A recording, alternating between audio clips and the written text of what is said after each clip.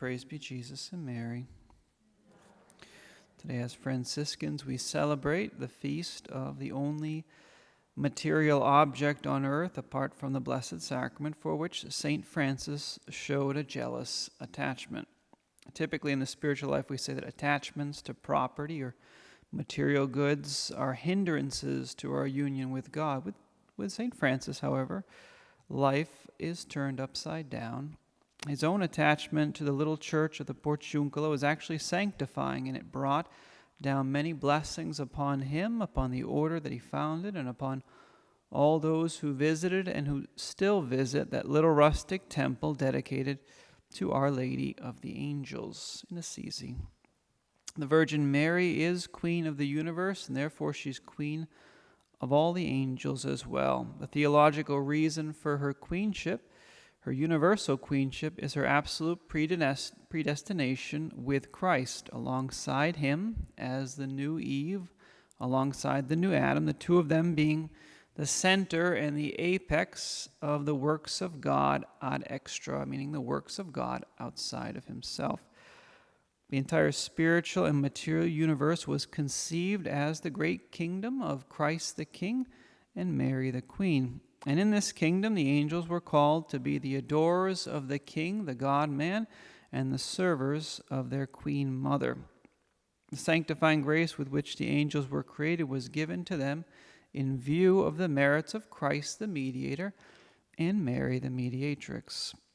According to the opinion of many Franciscan theologians, the test to which all the angels had to submit was to accept this adoration of the God-man, of Jesus Christ, and to accept obedience to Mary.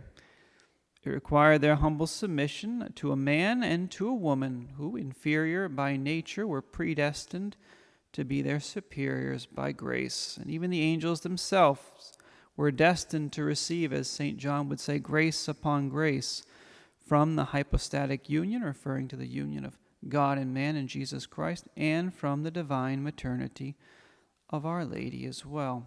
Some of the angels, as we know, refused to submit, preferring pride to humble obedience. In this way, Lucifer dragged with him out of heaven a third of the angels who, in one miserable chorus, all embraced his sin.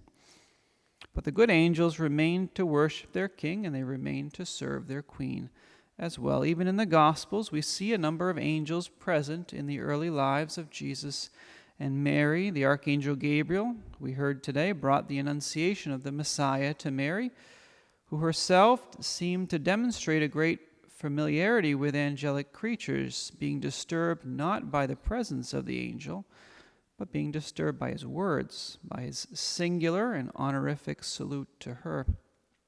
She responded to him promptly and with surety, with sureness. Again, an angel advised St. Joseph not to fear to take Mary as his wife, acting as Mary's advocate in order to dissipate every doubt from the just foster father of the Lord. And there were hosts of angels, as we know, present at Bethlehem on the night of the Savior's birth. And according to another Franciscan, the Venerable Mary of Agreda, she said Our Lady typically had 1,000 guardian angels by her side, and that number swelled to about 10,000 during the flight of Egypt, according to Mary of Agreda. Such an enormous deployment of angelic forces was due, of course, to the singular, extraordinary mission of the Virgin Mary, who needed to be adequately defended from the envy and from the hatred of the devil who attempted to cut short her life and to cut short the life of the child with all his diabolical forces. St. Francis, for his part, had a great devotion to the Queen of the Angels, and it's seen in the fact that he founded the Order of the Friars Minor, the Franciscans, in that little chapel that we commemorate today. He loved that place more than any other place on the face of the earth, because there he frequently enjoyed visitations from the angels themselves. And he told his friars regarding the Portiuncula, he said, if they kick you out the door of that place, he said, get back in through the window, is what he said. That's how jealous he was of that little church, a little insignificant chapel.